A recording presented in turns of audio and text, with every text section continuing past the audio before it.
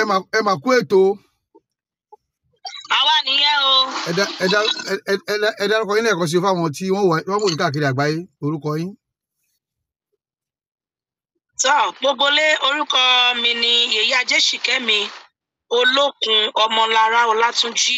Báyìí a gbọ́ pé ètò tẹ́ fẹ́ ṣe ó sì wà síbẹ̀ àti pé ní inú oṣù kẹsàn-án ọdún náà ni ó máa wáyé.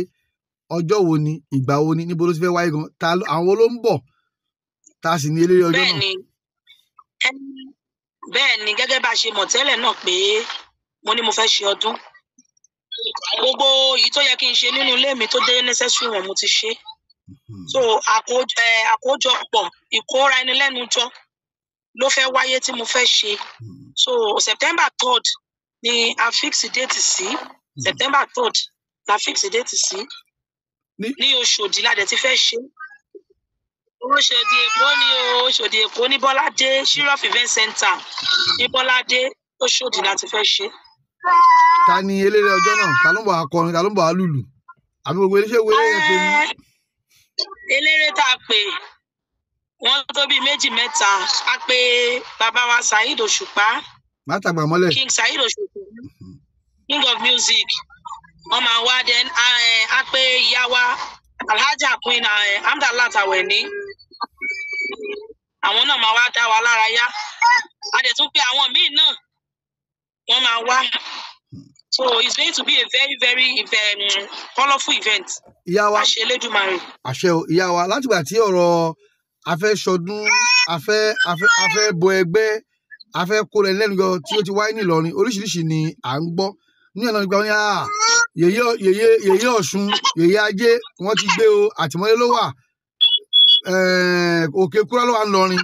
Ta ni wọ́n gbé, ta ni wọ́n mú, bóò ló ṣe jẹ́? Nǹkan tó ṣẹlẹ̀ ni pé ṣe rí ó dàbí pé àwọn Muslim gbogbo èèyàn tó bá ti jẹ́ obìnrin tó bá ti ń ṣe ẹ̀sìn ìṣẹ̀ṣe Yeye Ọ̀ṣun náà máa ń pe gbogbo wọn. And lóòótọ́ Ọ̀ṣun is one of our orishas, ara àwọn ìyáláyà wa ancestors wa lọ́ṣun, ṣùgbọ́n òrìṣà tó wà lórí oníkálùkù la fi máa ń ṣe iṣẹ́. Èmi ò kì í ṣe ọlọ́ṣun, Olókun ló wà lórí mi àti òrìṣà Ajé. Tẹ́yìn náà dẹ̀ ti mọ̀ pé látayébáyé tí mo ti ń sọ̀rọ̀ tẹ́ ẹ ti ń gbé mi jáde Yeye Olókun ni mò ń jẹ́, ṣùgbọ́n ọ̀pọ̀lọpọ̀ mọ yàtọ̀ nínú ẹ̀. Náà ẹnìkejì tí wọ́n ní wọ́n mú yẹn èmi kọ́ ni wọ́n mú, èèyàn wa náà lẹ́ni yẹn, ṣùgbọ́n ọlọ́ṣun lẹ́ni yẹn èèyàn wa náà ni, àmọ́ èmi kọ́ ni wọ́n mú sí prison, èmi kọ́ ni mo wà lókè kúrà o. Bẹ́ẹ̀ ni mo wà o, èmi ti ń jáde lọ ní báyìí, èmi ò ní í jù o. Ṣé ìlú Ìlọrin náà lẹ́wà ní abẹ́ ti relocate nígbà tí wàá bóyá ti sálábẹ́kúta? Mi ò relocate o, mi ò relocate Ìlọrin náà ni mo wà. Ṣé rí nǹkan tó ṣẹlẹ̀ ni pé ṣé rí nǹkan tí social media máa dá sílẹ̀ ní tó pọ̀ ni. Social media ń tún ayé ṣe, bẹ́ẹ̀ náà ló tún ṣe tún da nǹkan rú. Ṣé rí ọ̀pọ̀lọpọ̀ àwọn tẹ́rí tí wọ́n halẹ̀ tí wọ́n ń pariwo online tí ò bá ṣe jẹ́ lọ́pọ̀lọpọ̀ ẹlòmíì iṣẹ́ tí wọ́n rán ló ń jẹ́. Ọ̀gá mo ní nǹkan tó bá ti wọ social media ó máa ń fẹ́ escalate more than bí àwọn èèyàn ṣe lérò. Bẹ́ẹ̀ni. So orí social media ni ọ̀rọ̀ yìí ló ti fẹ̀ lójú. So bí ẹ̀wọ̀n náà ló rọra wọn náà ti máa ní pé kí n wò ó. But in that case entirely òun ni case ẹni tó wà lókè kúrà. It has nothing to do with me, kò nílò kan ṣe pẹ̀lú mi. Yàtọ̀ sí wípé onítọ̀hún jẹ́ oníṣẹ̀ṣe bíi titi wa. Àwọn méjèèjì tó wọ́n lè mú oníṣẹ̀ṣe bíi tiwa ni wọ́n. So wọ́n wà ní remand. Báyìí ọ̀rọ̀ ààbò ẹgbẹ́ àṣe àkójọpọ̀ àwọn èèyàn wa òun ló dá gbogbo wàhálà yìí lẹ̀ báyìí. Abẹ́gẹ̀t àti pé ibi tó yọrí sí náà dáadáa ni. Kí ni ẹ̀kọ́ tí ó kọ́ yín? Kí lẹ̀kọ́ tó kọ́ yín nípa à ń tọ́jú ẹgbẹ́ ẹni? Ẹ̀kọ́ tó kọ́ mi kù ọ̀rọ̀ tó ṣẹlẹ̀ yìí ó kọ́ mi wípé kéèyàn jẹ́ olótìtọ́ ènìyàn. Ó kọ́ mi wípé kéèyàn mọ nǹkan tó ń ṣe nínú ìṣẹ̀ṣe àbí inú ẹ̀sìn kẹ́sìn tó bá tiẹ̀ wà tó wù kéèyàn lè wà, kéèyàn mọ tó yàn ṣe, kéèyàn mọ téèyàn gbà. Ó kọ́ mi wípé kéèyàn jẹ́ olótìtọ́. Torí pẹ̀lú àsìkò yẹn ká ní abára àwọn èèyàn tí mo ti lu jìbìtì fún tí mo ti gbá ni amọ̀gán máa jáde nírú àsìkò yẹn. Àmọ́ inú mi wá dùn pé bí a ṣe rí àwọn kan tó jẹ́ Muslim tí wọ́n sọ pé ẹ kó má ṣọdún, bẹ́ẹ̀ lára àwọn tó jẹ́ Muslim mi tí wọ́n ń ṣàdúrà fún mi. Ìpè ìyá èèyàn dáadáa ní báyìí bàtà tún láwọn tó tún ṣàdúrà fún mi. so èèyàn olè gbogbo ayé ò lè gbàgbé ìtọ́nà but mo dúpẹ́ pé níwọ̀nba tí mo ti lò nínú ayé mi mo ti fi ipa tí ó dùn mọ́ mi nínú tí àwọn èèyàn tí wọ́n fi lè support because ọ̀rọ̀ yìí àwọn èèyàn dìde bí a ṣe ráwọn ìpele yaran sọ́bẹ̀ tó ń tí èèyàn gbọ̀ngbọ̀n bẹ́ẹ̀ náà lára àwọn èèyàn tó kù dé lábẹ́rẹ̀ tí wọ́n sọ wípé ìyá báyìí lẹ ṣe fún mi rí nígbà kan èèyàn báyìí nìyí nígbà kan kò ní bàjẹ́ fún yín tó dẹ̀ ṣàtàwọn adẹ̀dúpẹ́ fọlọ́n pé ibi tí ọ̀tá lérò kó máa já sí padà já síbẹ̀.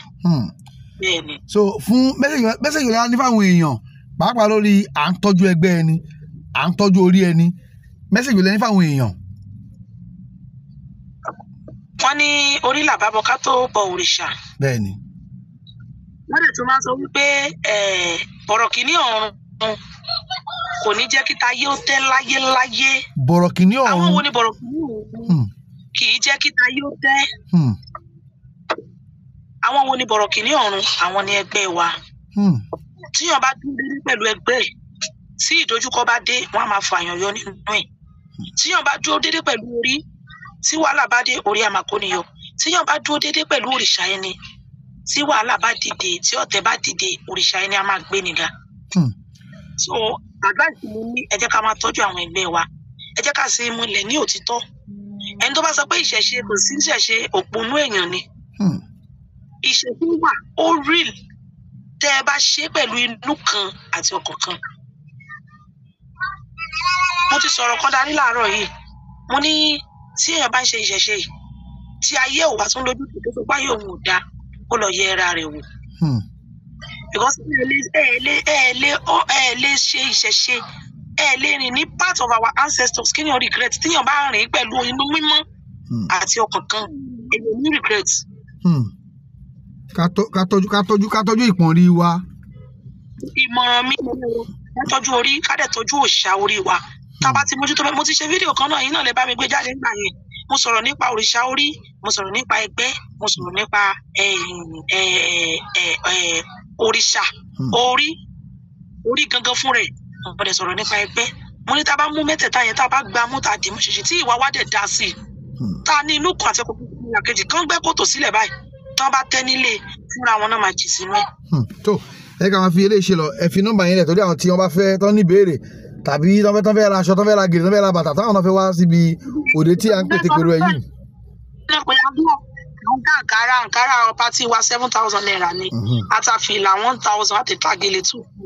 So tán máa fẹ́ kàn sí mi tán fẹ́ béèrè àbí tí béèrè kan tán fẹ́ béèrè tàbí tán fẹ́ ra àṣùkárá kí wọ́n pe 09035973313